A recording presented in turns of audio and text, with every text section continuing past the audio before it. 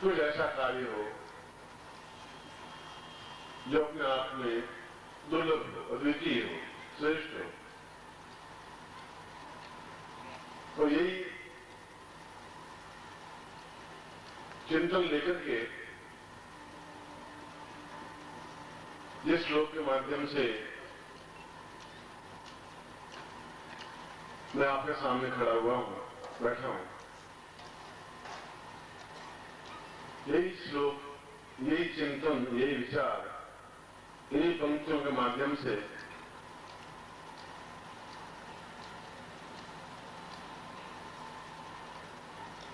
शंकराचार्य ने अपने गुरु के पास जाकर खड़े हुए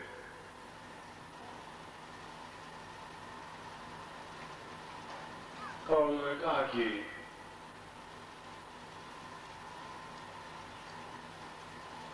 मैं एक सामान्य व्यक्ति हूं, सामान्य बालक हूं।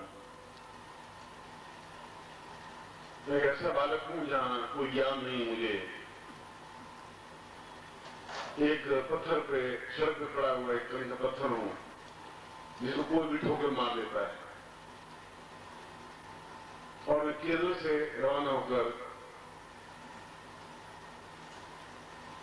गंगा के किनारे तक इसलिए पहुंचा हूं कि मैं आप जैसा गुरु प्राप्त कर सकूं।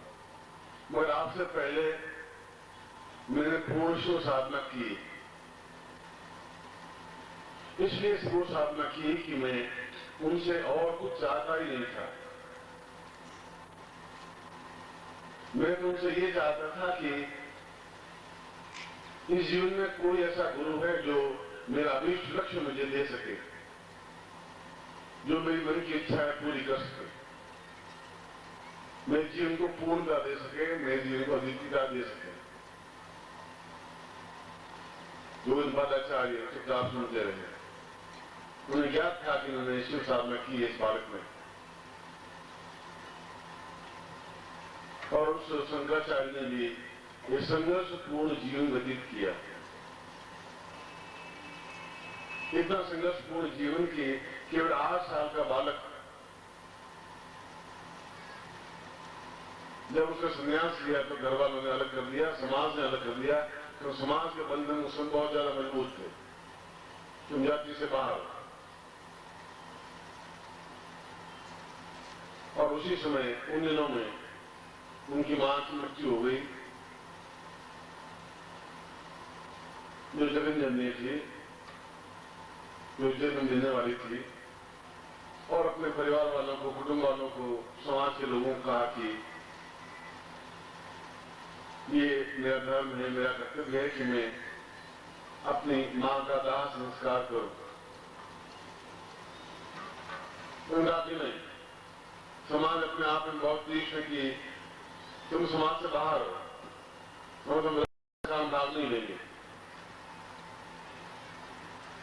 जो अपने आप में इतना नीचे गिर गया कि ये क्या समाज हुआ, ये कैसा समाज हुआ, और ये समाज को तो मजबूत कर पाऊंगा जब मैं कुछ बनूंगा। और अपने कंधे पर मां की लाश को अकेले ढोकर और शमशान में जाकर अकेले उसको मुखाग्नि देकर के प्रज्वलित किया। कल्पना कर कितना दुख, कितनी वेदना हुई होगी, कितनी तकलीफ हुई होगी। और 8 साल के बालक को। इसीलिए भगवान जो शिव की आराधना की, तभी से उन्होंने कहा तेरा नाम शंकर रहेगा। मगर तो पूर्णता प्राप्त करने के लिए तुम गंगा के किनारे जाना पड़ेगा। वहीं पर तुम्हें गुरु मिलेंगे, गोविंद पादाचार्य। और जब तक तुम्हारे अंदर के एक एक अणु नहीं खुलेंगे, जागृत नहीं होंगे, जब अंदर की एक एक चेतना जागृत नहीं होगी, तब तक तुम्हारी सारी साधना व्यर्थ है और तुम्हें और कोई साधना करनी ही नहीं है। तो ऐसा करके भगवान शिवंत ध्यान हो गए। एक शंकर 8-9 साल का बालक कहां पर केरल कहां पर मध्य प्रदेश और वह गंगा के किनारे ओंकारेश्वर मंदिर के पास में आज भी शंकराचार्य की गुफा है। और उनके पास जाकर कहा कि मैंने भगवान शिव की आराधना की है। उन्होंने कहा है कि तुम्हें जीवन में पूर्ण सफलता प्राप्त होनी ही चाहिए और ऐसी होनी चाहिए कि उसके बाद कोई जीवन में साधना करने की जरूरत ही नहीं पड़े, मगर तुम अद्वितीय बनो। क्योंकि समाज ने मुझे बहुत प्रताड़ित किया है, भूख से मैं बहुत लड़ा हूं, अपने दिल से बहुत लड़ा हूं, संघर्ष किया है, सारा जीवन अपने आप में संघर्ष में बन गया है। सुख क्या चीज है मैंने देखी नहीं है, मगर मैं देखना चाहता हूं मेरा जीवन क्या है। मैं देखना चाहता हूं सारे देवता कौन से हैं, क्या देवता प्रामाणिक है या नहीं है, इनको मैं अपनी आंखों से देखना चाहता हूं। चाहे मंत्र तो प्रामाणिक है कि नहीं, मेरे सामने मंत्र खड़े होकर बोलते हैं नहीं, ये मैं देखना चाहता हूं। मैं देखना चाहता हूं कि किसी भी ग्रस्त को अपने आप में पूर्णता तक कैसे पहुंचा सकता हूं, उनके जीवन के अभावों को दूर कैसे कर सकता हूं। और उससे भी बड़ी बात यह कि शंकर ने कहा कि तुम्हारी आयु तो केवल 32 वर्ष है और इन 32 वर्षों में मैं उस जगह पहुंचना चाहता हूं जहां अपने आप में संपूर्णता प्राप्त हो, बस केवल एक इच्छा है। मैं साथ ही साथ उन्होंने यह भी कहा कि जब तक तुम्हारे अंदर के पूरे अणु परमाणु विखंडित नहीं होंगे, जागृत नहीं होंगे, चेतन नहीं होंगे, तब तो तुम्हें अद्वितीयता नहीं प्राप्त हो पाएगी। तुम्हारे जैसे साधना करने वाले और 25 मिल जाएंगे और सैकड़ों लोग मिल जाएंगे, मगर तुम संसार में तुम अकेले ही बनो, तुम्हारे जैसा कोई अद्वितीय बने ही नहीं। अगर तुम्हारी ये इच्छा, ये अभिलाषा, ये लक्ष्य है और अगर इस बात के लिए मेरे पास आए और बहुत कठोर कठिन तपस्या तुम्हें साधना करनी पड़ेगी और साधना करनी पड़ेगी एक शिष्य बनकर, केवल गुरु सेवा के अलावा कुछ नहीं। मैं देखना चाहता हूं तुम्हें कितनी क्षमता है। तो उन्होंने कहा ये तो बहुत छोटी सी बात है, जीवन अगर आप कहें मैं आपके चरणों में समर्पित कर दूं। मैं चाहता हूं कि मेरे अंदर के सारे चक्र जागृत हो जाए। एक बार आप ही कर सकते हैं 5 प्रहार से, क्योंकि आपका नाम इस समय विश्व में विख्यात है। सारा विश्व आप इस बात को स्वीकार करता है कि आप उन ज्ञान को भी दे सकते हैं जहां कुंडली जागरण होने के माध्यम से, चक्र जागरण होने के माध्यम से, और फिर आपकी कुंडली के बारे में गलत फहमी दूर कर दूं। कुंडली के 7 चक्र नहीं होते हैं, कुंडली के 108 चक्र होते हैं और 108 चक्र का उसमें से भी 64 चक्र केवल आपके मस्तिष्क में है। और जब पूरे चक्र जागृत हो जाते हैं, क्योंकि उसके बाद तो ज्ञान अधूरा बना रहा, ये शॉर्टकट बना रहा, जो मेन पॉइंट है स्पर्श कर लीजिए, ऐसा कर लीजिए। गुरु महाराज उस शंकराचार्य का मैंने तो सुना था कि केवल मूलाधार से सहस्रार तक ही है, उन्होंने कहा कि इसीलिए अद्वितीय नहीं बन सकते। तुमने सब लगाया अद्वितीय और मैंने कहा मैं तुम्हें अद्वितीय बनाऊंगा, और अगर अद्वितीय बनना है तो पूरे 108 चक्रों को जागृत करना पड़ेगा तुम्हारे, क्योंकि 7 चक्रों को जागृत करने से काम चलेगा ही नहीं। और उसके लिए तुम्हारे मेरे अपना सेवा और अपने आप में पूर्ण विधि तुम्हें देनी होगी। एक एक चक्र को पूर्णता के साथ जागृत करना पड़ेगा, एक क्षण में, एक झटके में। और अगर ऐसा नहीं है तो जीवन में तुम वह नहीं प्राप्त कर सकते जो तुम चाहते हो। मगर मैं ये चाहता हूं कि तुम चाहते क्या हो। शंकराचार्य का केवल मैं 6 चीजें चाहता हूं। यदि मुझे बोलने की अनुमति हो तो मैं केवल 6 तथ्यों की ओर आपका ध्यान आकर्षित करना चाहता हूं। मैं केरल के ब्राह्मण प्रदेश का एक बालक हूं और बचपन में पिता की मृत्यु हो गई। मां का दाह संस्कार मैंने अपने कंधे पर डाल करके किया और आपको सब ज्ञात है भगवान शिव की आराधना इसलिए की कि मैं उस गुरु को प्राप्त कर लूं जो गुरु मुझे इस ज्ञान को दे सके जो आपने पहली बार एक संकेत उंगली पकड़ा है कि 7 चक्र नहीं होते, 108 चक्र होते हैं। तो पहली बार सुन रहा हूं, मगर 6 तथ्य मेरे सामने है और 6 तथ्यों में मैं चाहता हूं मेरी कायाकल्प में कर सकूं, जिस समय मैं चाहूं अपने आप को शरीर में पूर्ण परिवर्तन कर सकूं। इसके बारे में कल मैंने आपको थोड़ा संकेत दिया था, शाम का उदाहरण दिया था, सर्प का उदाहरण दिया था। और सर्प एक बात होती, भगवान शिव भी सबसे प्यार करते हैं और भगवान विष्णु के ऊपर भी सर्प की छाया रहती है। उस कायाकल्प विधि को मैं समझ लेना चाहता हूं मैं समझना चाहता हूं कि वह अपने शरीर को किस प्रकार से पूर्ण वृद्धावस्था से यौवनावस्था में परिवर्तित किया जाए, किसी का भी, मेरा नहीं। और किसी रूप में, मनुष्य के रूप में ही नहीं, मैं जिस रूप में चाहूं उस रूप में बन सकूं। क्या ऐसा संभव है? उन्होंने कहा ऐसा संभव है। शंकराचार्य ने दूसरी बात कही थी, यदि मुझे 32 साल की उम्र मिली है, 32 साल में 10 साल व्यतीत हो गए और 22 साल की उम्र में और 22 वर्षों में क्या मैं पूरे भारतवर्ष में अपने व्यक्तित्व को, अपने ज्ञान को, अपनी चेतना को हजारों शिष्यों को पहुंचा सकता हूं? क्या मुझे निरुक्ता इतना सारा शास्त्र एक साथ कंठ से हो सकता है? कब तक मैं पढ़ता रहूंगा ये वेद, सामवेद, अथर्ववेद, ऋग्वेद, ये कब तक पढ़ता रहूंगा? उस वेद की और शास्त्र की, पुराण की तो कोई अंत ही नहीं है। उपनिषदों में कब तक पढ़ता रहूंगा? क्या कोई ऐसी साधना नहीं है जिसके माध्यम से समस्त मंत्र अपने आप में मेरे शरीर में प्राण में बन जाए, एक एक रूप से मंत्र निकलने लग जाए? क्या कोई ऐसी क्रिया है? क्या मैं ऐसा कर सकता हूं? गोविंद पादाचार्य ने कहा ऐसा तुम कर सकते हो। शंकर को बड़ा आश्चर्य हुआ। उन्होंने कहा कि मुझे तो सही ढंग से केरल भाषा ही नहीं बोलनी आती। क्या मैं इतना अद्वितीय वक्ता बन सकता हूं कि मैं बोलूं और सामने वाला सम्मोहित हो जाए, मंत्रमुग्ध हो जाए, बात सुनने में अपने आप में तन्मय हो जाए, लीन हो जाए, सुन कहे और मैं अपने आप में पूर्ण शास्त्रार्थ अपने आप में हृदय से प्रभावित हो। एक दूसरे बोलूं उपनिषद का श्लोक मेरे माइंड में तुरंत उपनिषद का श्लोक आज बोलूं, उस प्रभाव में जहां मुझे वेद मंत्र बोलना पड़े मैं बोलूं। मुझे सोचना नहीं पड़े कि ये यजुर्वेद का कहां मंत्र है, कैसे बोलूं, ऐसा नहीं चाहता। क्या मेरे पूरा शरीर मंत्रमय बन सकता है? उन्होंने कहा कैसा बन सकता है? क्योंकि प्रत्येक रोम अपने आप में मुख होते हैं, लाखों मुख हैं। सरससी एकांतपुर का सहस्राक्षर सहस्रपाद। मनुष्य के तो लाखों मुंह है, लाखों हाथ हैं, लाखों भुजाएं हैं, लाखों चिन्हिताएं हैं। आप ये सब कुछ प्राप्त कर सकते हैं।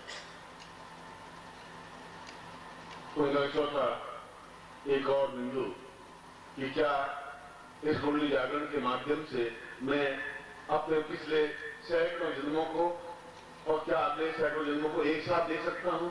और देखूं ही नहीं, क्या मैं इस जीवन को उन आने वाली बाधाओं से परे हटा करके सफलता प्राप्त कर सकता हूं? जो बाधाएं मेरे आवे ही नहीं, कठिनाई नहीं आए, जो कुछ मैंने चाहा है वह प्राप्त हो जाए। अगर सम्मोहन चाहे, वशीकरण चाहे, तो फिर सामने वाला पूर्ण वशीकरण हो, देखो और वो सम्मोहित बना रहे। क्या कोई ऐसी विधि है? क्या इसके लिए कोई दूसरा मुझे मंत्र जाप करना पड़ेगा? कोई वो दूसरी विधि है? पूरा एक ही विधि, दूसरी विधि होने की जरूरत नहीं। और तुम क्या पूछना चाहते हो?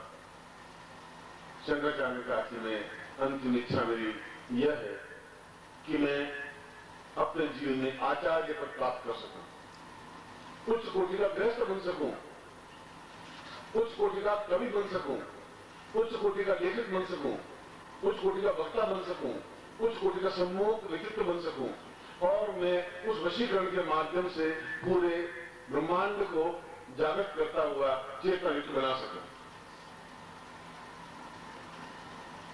गोविंद पादाचार्य ने कहा कि ये अंतिम नहीं, तुमने 5 वर्ष बात कही है, छठी बात और कुछ है तुम्हारे। तो उनका कि मैं संकोच मारे बोल नहीं पाया था। उनका जब गुरु और शिष्य के बीच में कोई हवा भी नहीं होती, कोई पर्दा होता ही नहीं, तो फिर संकोच रखने की जरूरत ही नहीं। तो उनका कि क्या आज के युग में अभी 700 साल हुए शंकराचार्य को उत्पन्न हुए, 10,000 25,000 साल नहीं हुए। क्या ऐसा संभव है कि व्यक्ति अंगुष्ठ मात्र में इस पूरे शरीर को क्या एक अंगूठे में कन्वर्ट करके इतना छोटा सा शरीर प्राण में बना करके अन्नमय कोश से प्राणमय कोश में जाकर के किसी भी स्थान पर पहुंच सकता है? अगर मैं चाहूं कि सिद्धार्थ जाना चाहूं, जा सकता हूं? क्या मैं इंद्रलोक में जा सकता हूं? क्या मैं कैलाश पर्वत में भगवान शिव के साक्षात वैसे दर्शन कर सकता हूं जैसे आप ही करना चाहता हूं, कर रहा हूं? मैं ब्रह्मलोक में जाके जो ब्रह्मा के मुंह से चारों वेद निकल रहे हैं, क्या मैं वेदों को सुन सकता हूं? क्या आज के युग में ऐसा संभव है? उनका ये प्रश्न तुम्हारा नहीं है, ये प्रश्न भगवान शिव के हैं जो तुम्हें दिए गए, तुम्हें रास्ता बताया और साथ साथ ये बताया कि ये तुम कहां से प्राप्त कर सकते हो। और छो अपने आप में ऐसी विद्याएं कि एक विधि में 20 साल लगते हैं, कोई छोटी चीज तुमने पूछी ही नहीं। ऐसा कैसे संभव है कि एक ही बार में सब कुछ हो जाए? पूरा आकाश गमन, एक स्थान से दूसरे स्थान में, एक लोक से दूसरे लोक में जाने की क्रिया, संपूर्ण वेद वेदांत ज्ञान चेतना मंत्र अपने आप में सारे अंगों से प्रत्यक्ष, अंग नहीं रहे, रोम नहीं रहे, उस रोम रोम से मंत्र निकलते हो। एक व्यक्तित्व इतना समूह के पूरे बात आर्यावर्त को तुम सम्मोहित कर सको, चेहरे पर आपको देखे और देखने के बाद में उसे हिम्मत नहीं पड़े कि आपके सामने खड़ा हो सके और आचार्य बन सको, तुम विद्वत्ता के क्षेत्र में तुम्हारे मुकाबले में कोई चीज खड़ी नहीं हो सके, खड़ा नहीं हो सके, और तुम गृहस्थ जीवन को पूर्णता के साथ देखना चाहते हो, संन्यास जीवन के भी अंतिम पराकाष्ठा पर पहुंचना चाहते हो। और छठा प्रश्न तुमने ये किया कि क्या मैं ठीक उसी प्रकार से भगवान शिव को देख सकता हूं जैसा कैलाश पर्वत में वो मां पार्वती से बात कर रही है, या ब्रह्मा से या विष्णु से या इंद्र से या रुद्र से? क्या इन लोकों में मैं विचरण कर सकता हूं? क्या मेरा पूरा शरीर एक छोटा अंगूठे के मात्र में, क्योंकि देह में गात्र तो अपने आप में प्राण में गात्र में जाएगा, और प्राण केवल उतना ही लंबा चढ़ा होता है जितना एक अंगूठा होता है।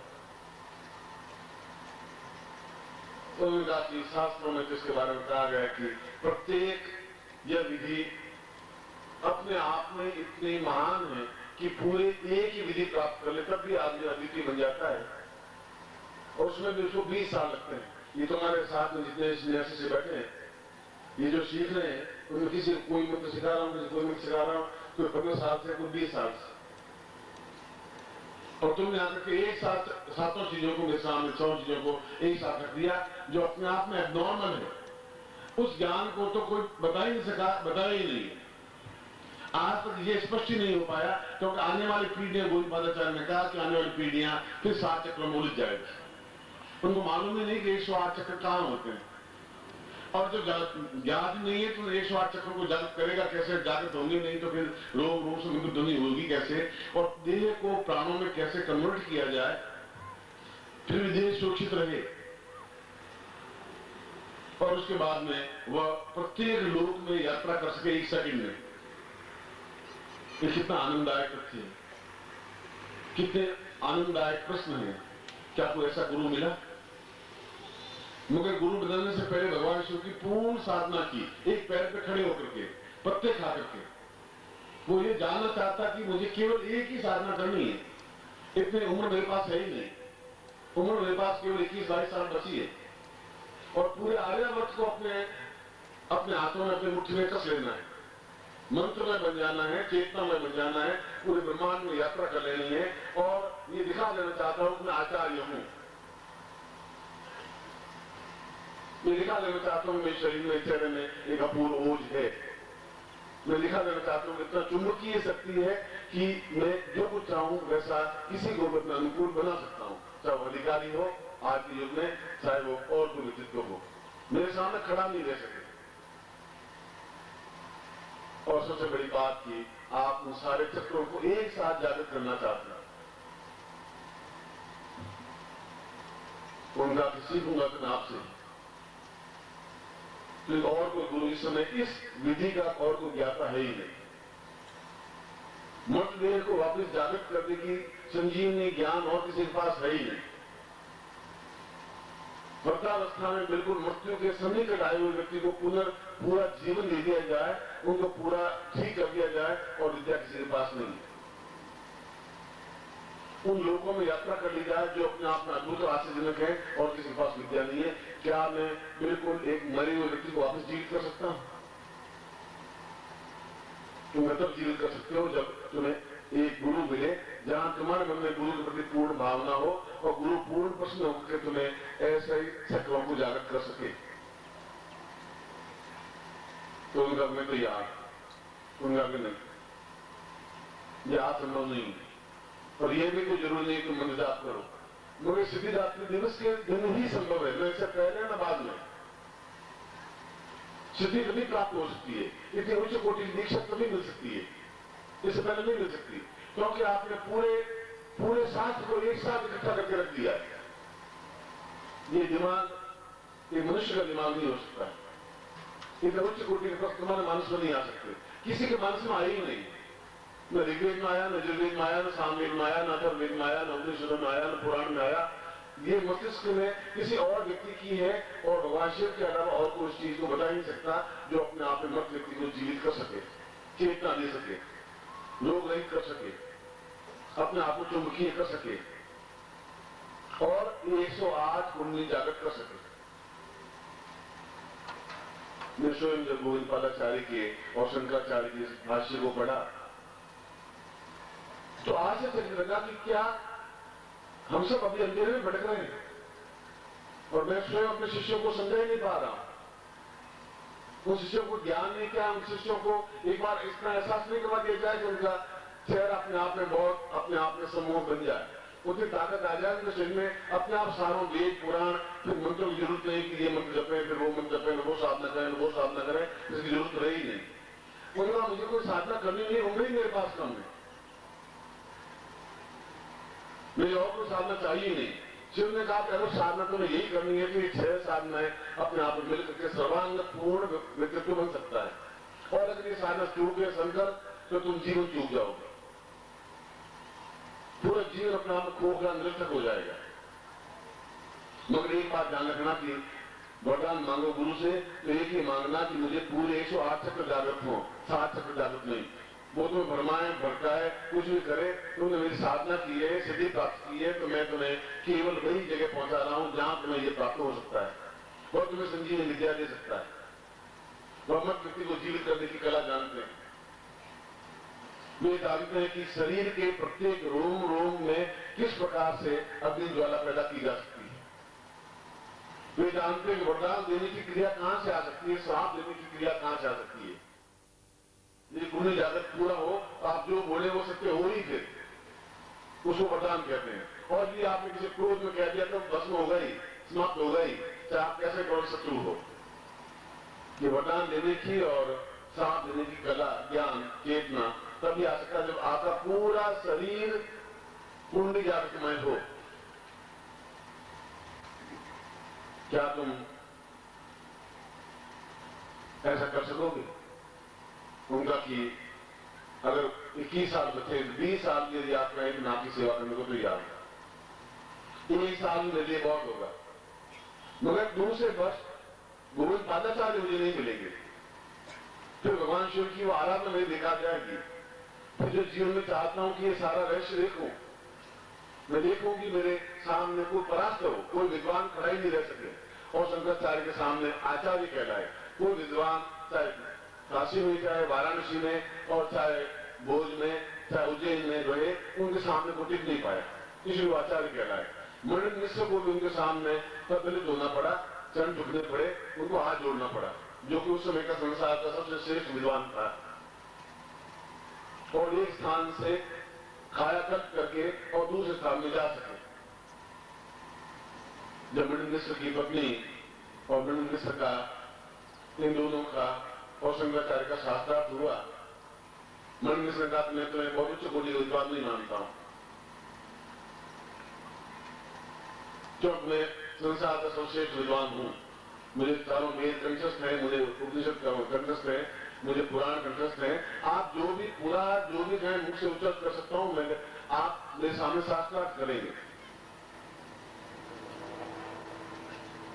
शंकराचार्य में आए इसीलिए क्योंकि जो कुछ मैंने प्राप्त किया है उसके बाद मुझे और कुछ जानने की इच्छा है ही नहीं, तो वो प्राप्त कर ही नहीं पाए थे, इसलिए तुमसे जीत लूंगा। और उनकी पत्नी को मैं इतनी लंबी चौड़ी विवेचना में नहीं जा रहा हूं, और अपनी पत्नी के शास्त्र आपके साथ, उनकी पत्नी अपने आप में विदुषी थी, विद्वान थी, मंडन मिश्र के समान, और एक राजा के शरीर में कायाकल्प करके उस ग्रस्त को भी देखा, ग्रस्त क्या होता है, उस संन्यास जीवन को भी देखा, उस रुद्रलोक को भी देखा, उस ब्रह्मलोक को देखा, एक चुंबकीय आकर्षण भी पैदा किया और सारे शरीर को मंत्रमय भी बनाया। और मंडन मिश्र को उनके सामने शिष्य बनना पड़ा। पूरे आर्यावर्त में, पूरे भारतवर्ष में अकेला व्यक्तित्व बना, एक व्यक्तित्व, आज भी हम कहते हैं कि शंकर भाष्य जैसा ग्रंथ बन ही नहीं सकता। अब 1000 साल तक नहीं लिखा जा सकता। शंकर जैसा ग्रंथ वापस पैदा नहीं हो सकता। ये क्या चीज है? ये हम तक कब तक घिसे रहेंगे, कब तक घिसे पिटे रहेंगे? कब तक एक साथ पूरे इन सारे ज्ञान और चेतना को एक साथ कैसे देंगे? आपने खुद आप 45 साल की उम्र में, 50 साल की उम्र में आपने पूर्तियां पढ़ी लिखा कि 7 चक्र मूलाधार है, 7 स्वादिष्ठान वाक्य चक्र है, 7 चक्र तो जागृत एक भी हुआ नहीं। और हजारों लोगों ने पुण्य जागरण करने की क्रिया शुरू कर दी। मगर क्या मूल पादाचारी गलत थे? क्या शंकर भाष्य गलत है? उन्होंने कहा कि मैं तुम्हें अद्वितीय बनाऊंगा, मैं बताऊंगा कि तुम अपने